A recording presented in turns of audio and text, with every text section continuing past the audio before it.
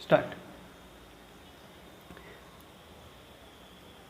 नमस्कार दोस्तों, एक बार फिर से मैं आपका एसीएफ रेंजर के ऑनलाइन क्लासेस में स्वागत करता हूं। मैं पीताम्बर प्रधान। आज हम जैव विविधता को, ये सेकंड वीडियो है, ठीक है, तो उसी को कंटिन्यू आगे बढ़ाते हुए देखते हैं। आज हम देखेंगे भारत की जैव विविधता का वर्गीकरण। भारत में सन 2002 में जैव विविधता से संबंधित अधिनियम पारित किया गया था।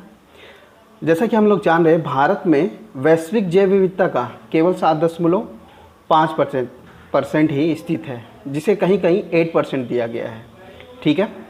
अब इस भारत की जैव विविधता को हम जो भौगोलिक वर्गीकरण है उसे हम देखते हैं। भौगोलिक जो वर्गीकरण है, बायोलॉजिकल रीजियंस है, उसे हम 10 भागों में बांटा गया है। उसको हम 10 भागों में बांटते हैं, ठीक है। ये वो 10 भाग हैं जिन्हें हमें याद रखना है।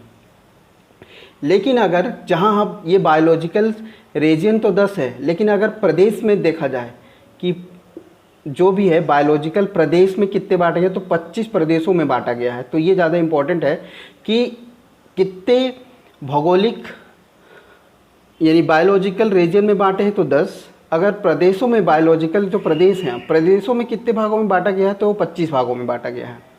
चलिए, जैसे पिछली बार का क्वेश्चन था, पिछली बार का क्वेश्चन जो 2017 में पूछा गया था, इसी में पर्यावरण में, इन्वायरमेंट में, ये जो 10 रीजन है, कभी कभार क्वेश्चन तो यही बन जाता है आपका कि कितने बायोलॉजिकल रीजन में बांटा गया है, तो 10।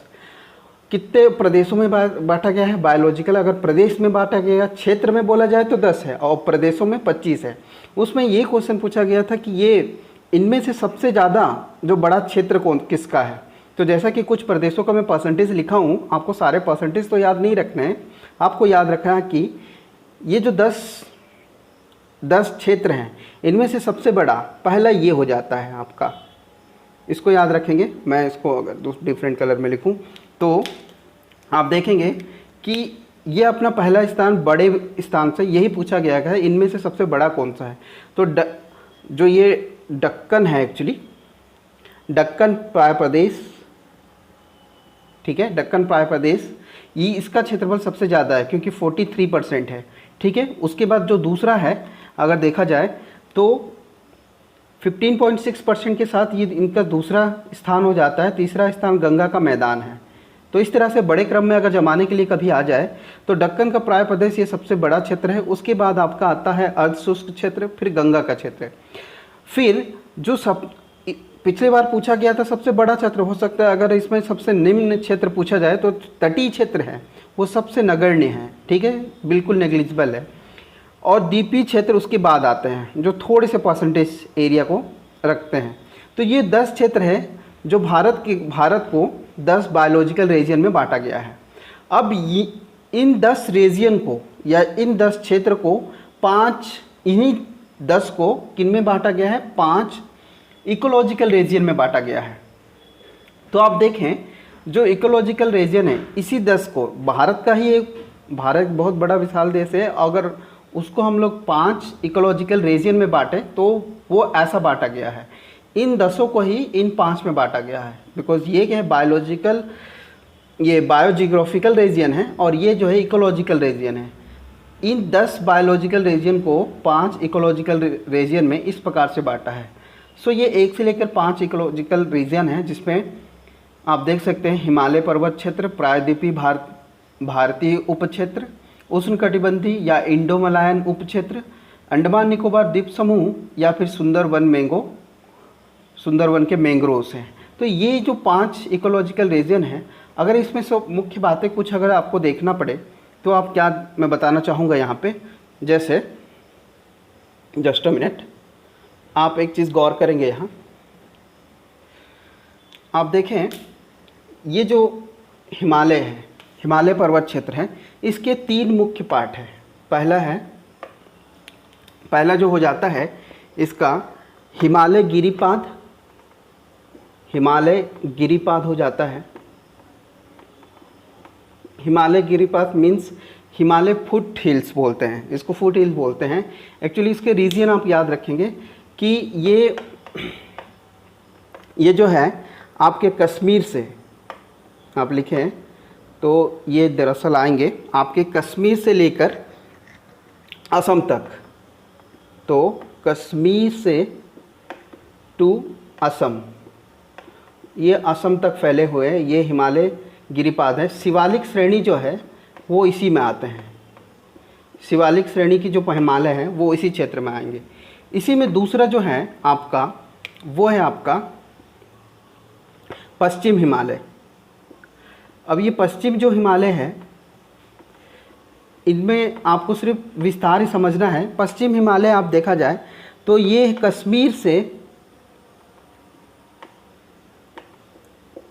कश्मीर से लद्दाख होते से कुमायूं तक फैला हुआ है। कुमायूं तक फैला हुआ है। जो लास्ट है तीसरा हिमालय वो है आपका पूर्वी हिमालय। पूर्वी हिमालय, अब ये जो पूर्वी हिमालय है ये आपका सिक्किम से ये अरुणाचल प्रदेश तक है, सिक्किम से अरुणाचल प्रदेश तक है। तो आपको ये सबसे बड़ा रीजन हिमालय क्षेत्र है जिसमें आप देखेंगे इन पांचों इकोलॉजिकल रीजन में हिमालय पर्वत क्षेत्र को 3 अलग भागों में बांटा है। हिमालय गिरिपाद जिसको हिमालय फुट हिल्स बोलते हैं, ये कश्मीर से असम तक जहाँ शिवालिक श्रेणियाँ मिलती हैं। पश्चिम हिमालय जो कश्मीर से लद्दाख होते हुए कुमायूं तक फैला हुआ है। और तीसरा जो है वो पूर्वी हिमालय सिक्किम से अरुणाचल प्रदेश तक फैला हुआ है। ठीक है, तो इन भारत के जो जैव भौगोलिक वर्गीकरण है उसको हम लोग देखें अभी बायोलॉजिकल या बायोजियोग्राफिकल रीजन में 10 है, इकोलॉजिकल में 5 रीजन है। इनके अलावा जो अगला हम देखेंगे वो है हॉट स्पॉट। ये जो हॉट स्पॉट है ये संवेदनशील एरिया जिनको कहते हैं, इनको देखते हैं भारत में किस तरह विस्तृत है। तो हॉट स्पॉट जैसा मैंने कहा, हॉट स्पॉट मतलब संवेदनशील क्षेत्र होता है जिसकी पहचान सर्वप्रथम नॉर्मन मायर्स नामक वैज्ञानिक ने, पर्यावरणविद थे, 1988 में नॉर्मन मायर्स ने हॉट स्पॉट की पहचान दिया, जो सर्वप्रथम इस शब्द का प्रयोग किए। हॉट स्पॉट एक्चुअली संवेदनशील क्षेत्र वो क्षेत्र होते हैं, वैसे स्थान जहाँ पर स्थानीय जातों की अधिकता पाई जाती है। दूसरी चीज़ है लेकिन जीव जंतुओं का जो अस्तित्व है वह निरंतर संकट, उन पे जो संकट निरंतर बना हुआ होता है, ऐसे क्षेत्र को हम लोग हॉट स्पॉट कहते हैं। अब इनकी संख्या भारत में तो 4 है। भारत में 4 हॉट स्पॉट है, इंडो वर्मा क्षेत्र, हिमालय क्षेत्र, पश्चिमी घाट और सूडालैंड। ठीक है, तो लेटेस्ट क्या हो गया, सूडालैंड होगा।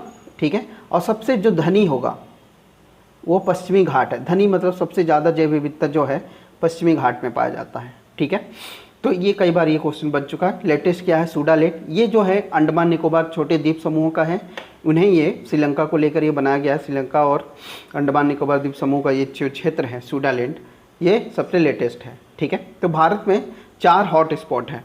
इनके अलावा हमको ध्यान रखने वाली बात यह है कि पूरे विश्व में, मीन्स पूरे वर्ल्ड में अपने पास जो प्रेजेंट में 36 हॉट स्पॉट हैं, 36 हॉट स्पॉट्स हैं।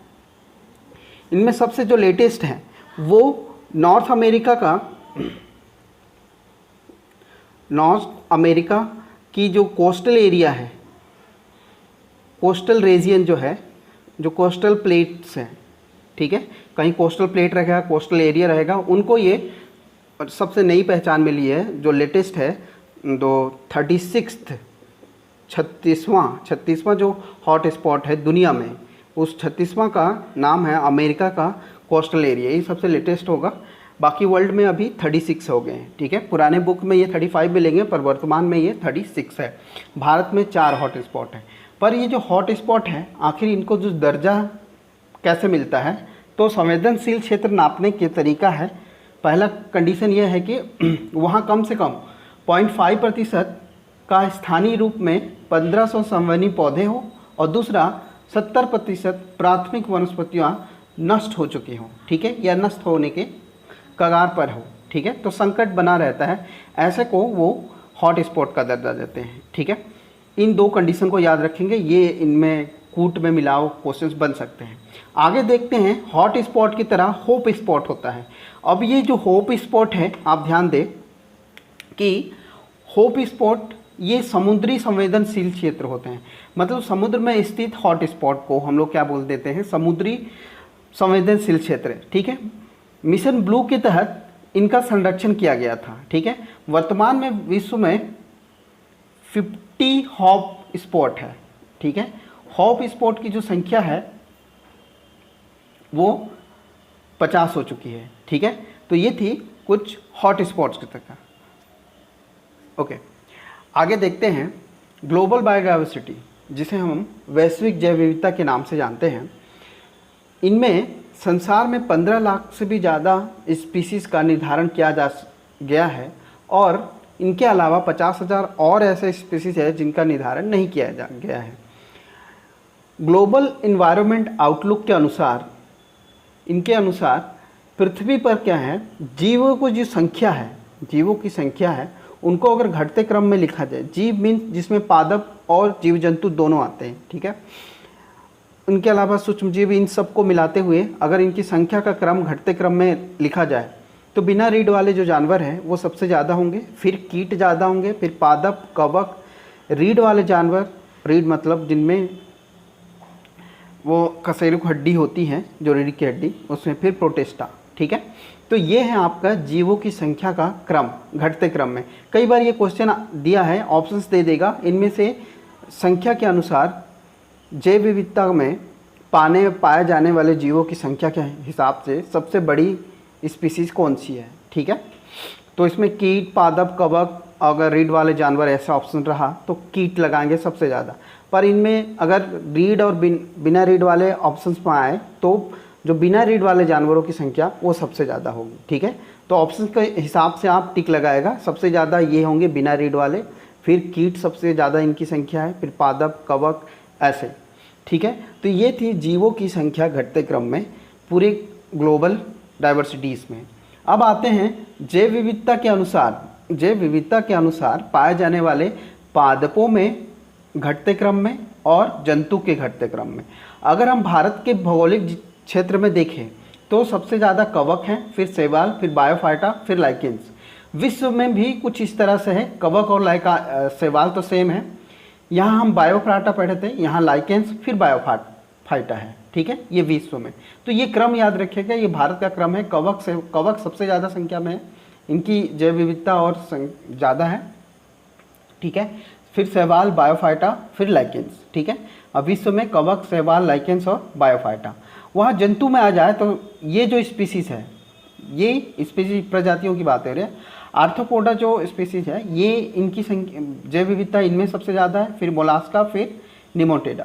ठीक है, वही विश्व में आ जाए तो आर्थ्रोपोडा, मोलास्का तो सेम है भारत की तरह, यहाँ निमोटेडा है, यहाँ पे प्रोटिस्टा है।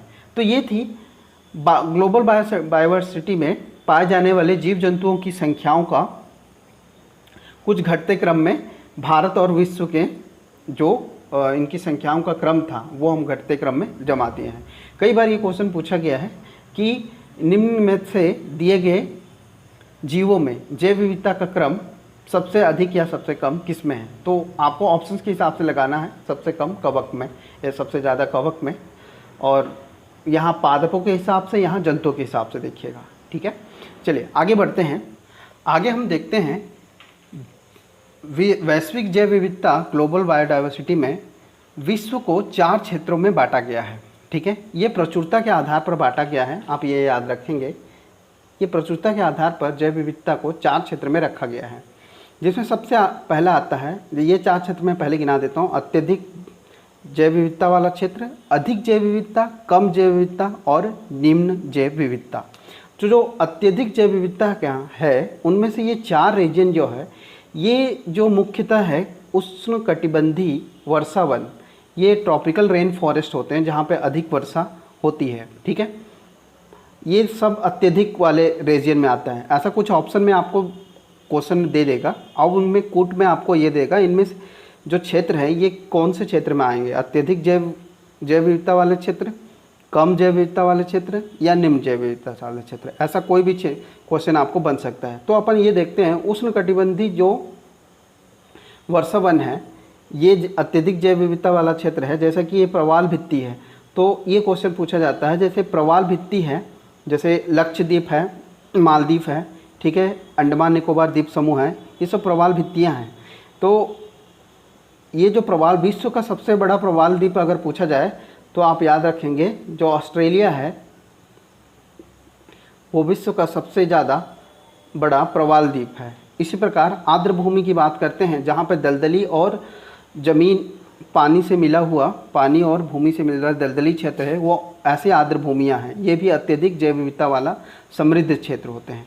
उष्णकटिबंधीय सागरीय क्षेत्र जो होते हैं वो कोस्टल एरिया को बोले जाते हैं, ठीक है। तो ये ओवरऑल आप ये 4 क्षेत्र याद रखें, ये 4 अत्यधिक जैव विविधता वाले क्षेत्र रहेंगे, ठीक है।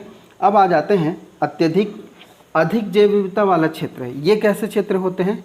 ये वो क्षेत्र हैं, जैसे ये आपने देखे, ये आपने देख लिया जहाँ पे अत्यधिक जैव विविधता बोला जाए तो ये 4 क्षेत्र आते हैं। अब अधिक जैव विविधता वाले कौन से क्षेत्र होंगे? ये मैदानी क्षेत्र हैं। विश्व के जो भी घास के मैदान क्षेत्र वाले जो है, घास के मैदानी जो इलाके होते हैं, जैसे कि होते हैं सवाना के घास मैदान जो है, prairie, steppes, pampas, veld, downs, ये सब क्या है? घास के मैदान हैं जहाँ पे वे जैव विविधता जो है वो अधिक पाई जाती है, ना कि अत्यधिक, ठीक है। कम क्षेत्र वाले कहाँ होते हैं? कम क्षेत्र वो क्षेत्र होते हैं जहाँ पे क्या है, थोड़ी कमजोरी, जैव विविधता थोड़ा कम पाया जाता है। उस दृष्टि से अगर देखा जाए तो ये वह क्षेत्र हैं जहाँ पे जीव जंतुओं की जो जैव विविधता कमज़ोर पड़ जाती है। अगर कम जैव विविधता का क्षेत्र बोले तो ये है कि जो उपध्रुवी हैं, मतलब ध्रुव से थोड़ी दूर पहले, ध्रुवों से पहले उपध्रुवी क्षेत्र है या मरुस्थल है। जो मरुस्थल एरिया होते हैं और उपध्रुवी क्षेत्र होते हैं वो कम जैव विविधता वाले होते हैं। निम्न जैव विविधता वाले वह क्षेत्र हैं जहाँ पे जैव विविधता बिल्कुल ही कम होती है, जैसे ध्रुव पे, मीन्स पोल पे, जो भी साउथ पोल नॉर्थ पोल है, ठीक है, वहाँ पे निम्न जैव विविधता आएंगी, ठीक है। तो ये मुख्य 4 क्षेत्र हैं विश्व को जो प्रचुरता के हिसाब से रखा गया है। अत्यधिक जैव क्षेत्र होते हैं, अधिक जैव क्षेत्र, कम जैव क्षेत्र और निम्न जैव क्षेत्र। मैं बता दूं, कोई भी इनमें से एग्जाम्पल आपको दे देगा। जैसे अगर मैं बोलूं कि जो सवाना की घास मैदान है वो विश्व जैव विविधता के किस क्षेत्र में रखा जाएगा, ठीक है, तो घास मैदान वाले जो क्षेत्र हैं वो आपके क्या आएंगे? ये आएंगे अधिक जैव विविधता वाले क्षेत्र। अगर ये पूछा जाए कि आर्द्र भूमियों को किस जैव विविधता के क्षेत्र में रखा जाए तो वो अत्यधिक जैव विविधता। मरुस्थल बोला जाए तो कम जैव विविधता वाले क्षेत्र में। अगर ध्रुवी क्षेत्र बोला जाए, पोलर एरिया बोला जाए, तो निम्न क्षेत्र में रहेंगे, ठीक है। तो ये थे प्रचुरता के हिसाब से, मीन्स मैक्सिमम पॉपुलैरिटी जो देखा जाता है, चाहे वो वनस्पति हो, पादप हो या फिर जीव जंतु हो। ये प्रचुरता के हिसाब से 4 जैव विविधता के क्षेत्र हो जाते हैं। लेकिन संपूर्ण विश्व को 8 रीम क्षेत्रों में बांटा गया है, ठीक है। ये रीम क्षेत्र क्या है? ये 8 वो नाम हैं जिनको पूरे विश्व को जैव विविधता के 8 क्षेत्र में बांटा गया है, जिनमें से ये दो जो नाम हैं, ठीक है, ये भारत को प्रतिनिधित्व करते हैं। भारत जो है भारत में स्थित है, ठीक है, स्थित है। बहुत इंपॉर्टेंट, वेरी इंपॉर्टेंट है कि विश्व के जो 8 जैव विविधता के क्षेत्र हैं, ठीक है, रीम जिनको बोला जाता है, ठीक है, उनमें से भारत किन 2 को प्रतिनिधित्व करता है? तो ये दूसरा और तीसरा आप याद रखें, इंडो मलायन क्षेत्र है, ठीक है, ये पेलिरेटिक रीम है जिसको ये हिमालय क्षेत्र होता है, ठीक है, ये हिमालय क्षेत्र है अपना, आप याद रखें, ये हिमालय क्षेत्र है, ये इंडो मलायन क्षेत्र है। ये 2 क्षेत्र जो भारत इसका प्रतिनिधित्व करते हैं, आप ये याद रखेंगे। विश्व को जो 8 क्षेत्र में बांटा गया है, 8 रिम में बांटा गया है, उनमें से भारत कितने को प्रतिनिधित्व करता है? तो मात्र 2 का प्रतिनिधित्व करता है, वो है आपके ये 2, ठीक है। इन 2 को आपको याद रखने हैं, इन 2 को ही भारत प्रतिनिधित्व करता है। बाकी जो हैं आप याद रखें, संख्या याद रखिए कि रिम के हिसाब से पूरे विश्व को कितने भागों में बांटा गया है, तो वो 8 होंगे। दूसरी चीज़ हमको देखना ये चीज़ है, आपका जो ये वेविलोवियन है, जो सेंटर है बायोडाइवर्सिटी का, ठीक है, ये जो वेविलोवियन है ये साइंटिस्ट है, इन्होंने एक बुक लिखी है the phytogeographical basis for plant breed, ठीक है। तो ये किससे संबंधित है, तो ये पादपों की उत्पत्ति का जो प्रारंभिक केंद्र है, याद रखिएगा वेविलोवियन जो है उन्होंने किस चीज़ को बांटा है, एक्चुअली उन्होंने जो बांटा है पादपों की जो प्रारंभिक उत्पत्ति केंद्र है, ठीक है, इनको इन्होंने कुल 8 भागों में चिन्हित किया है। ये याद रखेंगे कि जो 8 नंबर ऑफ, ये जो नंबर है वेविलोवियन ने पादपों की उत्पत्ति के प्रारंभिक जो केंद्र है वो उनकी संख्या क्या है, 8 है, ठीक है। अब इनके हिसाब से, वेविलोवियन के हिसाब से जो टोटल विश्व में कुल 66 फसलों की प्रजाति है, फसलों का जो प्रजाति है मतलब वो 66 प्रकार के फसल की प्रजातियां पा जाती हैं, ठीक है। तो वेविलोवियन से आपको क्या याद रखा है इनमें से पूरे ग्लोबल बायोडाइवर्सिटी का, कि अगर प्रचुरता के हिसाब से देखा जाए, मतलब टोटल नंबर ऑफ जो अपन संख्या की बात करते हैं, तो उस हिसाब से विश्व को 4 भागों में बांटा गया है, अत्यधिक, अधिक, कम और निम्न में, 4 क्षेत्रों में। अगर हम रिम क्षेत्र की देखा जाए तो विश्व को 8 रिम क्षेत्रों में बांटा गया है, जिसमें भारत को 2 प्रतिनिधित्व करता है, ठीक है। 2 क्षेत्रों का प्रतिनिधित्व भारत करता है, एक तो इंडोमलायन, दूसरा हिमालय क्षेत्र है, जो सेकेंड और थर्ड, ये 2 नाम आप याद रखेंगे, ठीक है। और बाकी ये संख्या याद रखना है। तीसरी चीज़ ये है, वेविलोवियन सेंटर ऑफ डाइवर्सिटी के अनुसार इन्होंने एक बुक लिखी थी the phytogeographical basis for plant breeding में। ये किससे संबंधित है, ये वनस्पति पादपों से याद रखिए, जंतुओं से नहीं। पादपों का जो उत्पत्ति के प्रारंभिक केंद्र है उनको इन्होंने 8 केंद्र माना है, और जो ये कहते हैं कि ये 166 फसलों की जो प्रजातियां हैं उनका जो प्रारंभिक केंद्र है वो 8 भागों में बांटा गया है। तो ये संख्याएं याद रखेंगे जो आपको याद रखने हैं, ठीक है। तो ये थी ग्लोबल बायोडाइवर्सिटी के बारे में। इससे पहले हमने देखा भारत की बायोडाइवर्सिटीज़, ठीक है। इसके नेक्स्ट लेक्चर में नेक्स्ट के टॉपिक हम लोग करेंगे जिसमें हम बायोडाइवर्सिटी के संरक्षण को देखेंगे।